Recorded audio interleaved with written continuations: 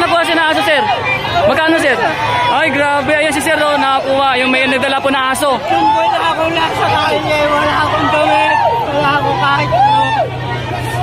Hirap na ako sa buhay ko, maraming salamat. Idol, magkano yung binigay sa'yo ni Rosmar? 10,000. 10,000. Nagpapasalamat ka naman kay Rosmar. Sabot, sobrang sabot.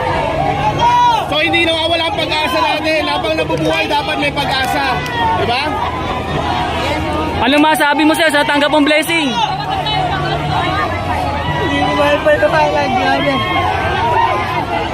Okay, Idol. Masasabi mo ngayon, no, habang nabubuhay ang isang tao, may pag-asa. Pasalamat po tayo sa Panginoon Diyos. Magkano yun, Idol? Magkano?